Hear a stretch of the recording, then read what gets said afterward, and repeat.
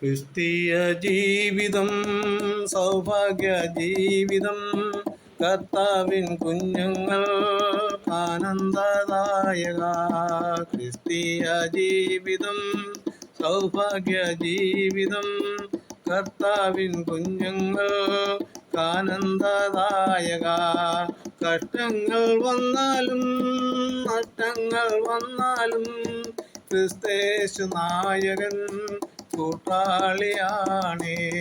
കഷ്ടങ്ങൾ വന്നാലും നഷ്ടങ്ങൾ വന്നാലും ക്രിസ്തേശു നായകൻ കൂട്ടാളിയാണേ.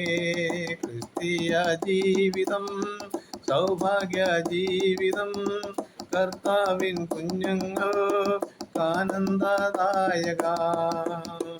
ലോകത്തിൻ താങ്ങുകൾ നീങ്ങിപ്പോയിടുമ്പോ ലോകക്കാരെല്ലാരും കൈവേടിഞ്ഞിടിലും, അഗ്നികുണ്ഡത്തിലും സിംഹക്കുഴിയിലും ദാനിയേലിൻ ദൈവമൻ കൂട്ടാളിയാണേ. അഗ്നികുണ്ഡത്തിലും സിംഹക്കുഴിയിലും ദാനിയേലിൻ ദൈവമൻ കൂട്ടാളിയാണേ. ക്രിസ്തീയ ജീവിതം സൗഭാഗ്യ ജീവിതം, കർത്താവിൻ കുഞ്ഞുങ്ങൾ ആനന്ദദായക. ക്രിസ്തീയ ജീവിതം സൗഭാഗ്യ ജീവിതം, കർത്താവിൻ കുഞ്ഞുങ്ങൾ ആനന്ദദായക. കർത്താവായ യേശു ക്രിസ്തുവിൻ്റെ നിസ്തുല്യ നാമത്തിൽ എല്ലാ പ്രിയ ശ്രോതാക്കൾക്കും സ്നേഹവന്ദനം അറിയിക്കുകയാണ്. ഇന്നത്തെ നമ്മുടെ ചിന്തയ്ക്കായ ദാനിയേലിൻ്റെ പുസ്തകം 6-ാം അധ്യായം അതിൻ്റെ 16-ാം വാക്യത്തിൽ, അങ്ങനെ രാജാവിൻ്റെ കൽപ്പനയാൽ അവർ ദാനിയേലിനെ കൊണ്ടുവന്ന് സിംഹങ്ങളുടെ ഗുഹയിൽ ഇട്ടുകളഞ്ഞു. സംഭവങ്ങൾ അല്ലെങ്കിൽ ചരിത്രം എല്ലാവർക്കും സുപരിചിതമായതുകൊണ്ട് അതിനെക്കുറിച്ച് കൂടുതൽ വിവരിപ്പാൻ ഞാൻ ആഗ്രഹിക്കുന്നില്ല.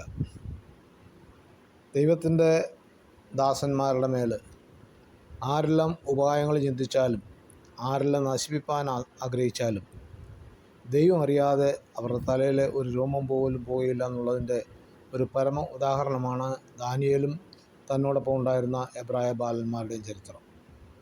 ദാരിയാവേശ് രാജാവിൻ്റെ കാലത്ത് നടന്ന സംഭവമാണല്ലോ ഇത്, എല്ലാവർക്കും അറിയാം. ദൈവത്തെ ആരാധിപ്പാനും ദൈവത്തെ മഹത്വപ്പെടുത്തുവാനും ഗുണം ഇറങ്ങിത്തിരിച്ചിരിക്കുന്ന നമ്മൾ ഓരോരുത്തരും നമ്മുടെ പ്രതിസന്ധി ഘട്ടങ്ങളിൽ നമ്മൾ എങ്ങനെ ആയിരിക്കും എന്നുള്ളതിനെക്കുറിച്ച് ചില കാര്യങ്ങൾ ഓർപ്പിപ്പാണ് ഞാൻ ആഗ്രഹിക്കുന്നത്. ഇവിടെ മുന്നമേ നമ്മളറിയാം, നെബൂഖദ്നേസറിൻ്റെ സമയത്ത് സ്വർണ്ണം നമസ്കരിക്കാത്ത ഇരുന്ന എബ്രായ ബാലന്മാരെ ശദ്രക്, മേശക്, അബേദ്നെഗോവിനെ അവർ തീച്ചൂളയിൽ എറിയുവാനിടയായി തീർന്നു. ബാബേലിലെ ചരക്കുകൾക്കൊന്നും ഒരു ദൈവവേദനെ നശിപ്പിക്കാൻ കൊണ്ട് സാധ്യമല്ല എന്ന് നമുക്കവിടെ മനസ്സിലാക്കുവാൻ കൊണ്ട് സാധിക്കും.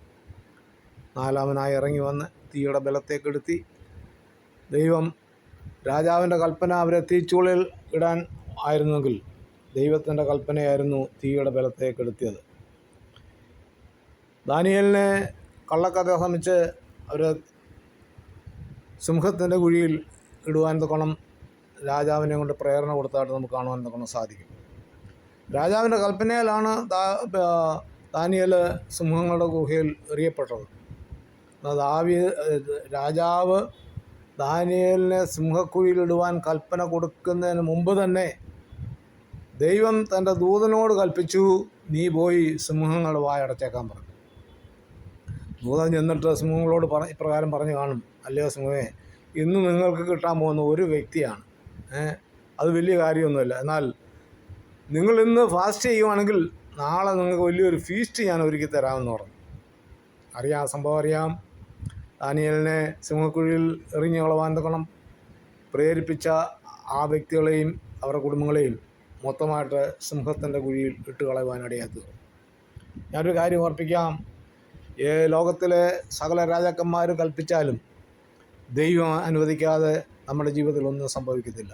നമുക്കറിയാം, അനേകർ പീഡകളാൽ കഷ്ടങ്ങളാലൊക്കെയും കഴിഞ്ഞു പോകുന്നതായിട്ട് നമുക്ക് കാണുവാൻ കൊണ്ട് സാധിക്കും.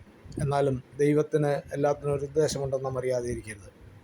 ദാനിയേലിനെ സിംഹക്കുഴിയിൽ ഇട്ടിട്ട് ദാവീദ് രാജാവ് എന്ന് ചോദിച്ച ഒരു ചോദ്യമാണ്, നീ ഇടപെടാതെ സേവിച്ചു വരുന്ന നിൻ്റെ ദൈവം നിന്നെ രക്ഷിക്കും എന്ന് കൽപ്പിച്ചു. രാജാവിന് ഉറക്കം വരാതെ രാജാവ് വീണ്ടും ചെന്ന് ചോദിക്കുകയാണ്, നീ ഇടപെടാതെ സേവിച്ചിരുന്ന നിൻ്റെ ദൈവം സിംഹങ്ങളിൽ നിന്ന് നിന്നെ രക്ഷിപ്പാൻ പ്രാപ്തനായോ എന്ന് ചോദിച്ചു. ദാനിയേൽ മറുപടി പറഞ്ഞ ദാനിയേൽ രാജാവ് ദീർഘായുസ്സോടിരിക്കട്ടെ, സിംഹങ്ങൾ എനിക്ക് കേടുവരുത്താതിരിക്കേണ്ടതിന് എൻ്റെ ദൈവം തൻ്റെ ദൂതനെ അയച്ച് അവയുടെ വായ അടച്ചു കളഞ്ഞു. പ്രിയ ദൈവമക്കളെ, നമ്മുടെ ക്രിസ്തീയ ജീവിതത്തിൽ നമ്മൾ ഏതെല്ലാം പ്രതിസന്ധികൾ കൂടി കടന്നു പോയാലും ദൈവത്തോട് ചേർന്നിരിക്കുന്ന ഒരു വ്യക്തിയെ ദൈവം ആദരിക്കുകയും അവനെ ഓർക്കുകയും ചെയ്യുന്ന ആ നല്ല ദൈവത്തെ നമ്മൾ പിൻപറ്റിക്കൊണ്ട് മുന്നോട്ട് പോകാൻ തുടങ്ങണം. സർവ്വശക്തനായ കർത്താവ് സഹായിക്കട്ടെ. സിംഹങ്ങളുടെ ഗുഹയായിക്കോട്ടെ, തീയുടെ നടുവിലായിക്കോട്ടെ, ഏത് സാഹചര്യത്തിലായാലും ദൈവം വിടുവിക്കും. കാരാഗ്രഹത്തിൽ ഇറങ്ങി വന്ന് ദൈവത്തിൻ്റെ ദാസന്മാരെ വിടുവിച്ച ദൈവം നമ്മുടെ ഏത് പ്രതിസന്ധിയിൽ ഇറങ്ങി വന്ന് നമ്മളെ രക്ഷിപ്പാനും നമ്മളെ വിടുവിപ്പാനും ശക്തനായ ദൈവത്തിൽ പൂർണ്ണമായിട്ട് ആശ്രയിച്ച് മുന്നോട്ട് പോകാൻ തുടങ്ങും. സർവ്വശക്തനായ കർത്താവ് അവരുടെയും ജീവിതത്തെ സഹായിക്കട്ടെ. ഈ ദിവസങ്ങളിൽ ഇന്ത്യ സ്വാതന്ത്ര്യദിനം ആഘോഷിക്കുന്ന ദിവസത്തിൽ സ്വാതന്ത്ര്യത്തിനായിട്ട് ക്രിസ്തു നമ്മളെ സ്വതന്ത്രരാക്കി വീണ്ടും അടിമനുഖത്തിൽ കുടുങ്ങി പോകാതിരിക്കാൻ തുടങ്ങും. സൂക്ഷിച്ച് മുന്നോട്ട് പോകാൻ തുടങ്ങും. ദൈവം എവരുടെയും ജീവിതത്തെ സഹായിക്കട്ടെ. അതിനുവേണ്ടി ഒരുങ്ങാം. ദൈവമായ കർത്താവ് ഈ ചിന്തയാൽ നമ്മളെ അനുഗ്രഹിക്കുമാറാകട്ടെ. തിരുവചന ഭാഗങ്ങൾ തുടർന്നും ലഭിക്കുവാൻ ഈ വീഡിയോ ലൈക്ക് ചെയ്യുക, ഷെയർ ചെയ്യുക, സബ്സ്ക്രൈബ് ചെയ്ത് സപ്പോർട്ട് ചെയ്യുക. തുടർന്നുള്ള തിരുവചനങ്ങളുമായി നമുക്ക് വീണ്ടും കാണാം.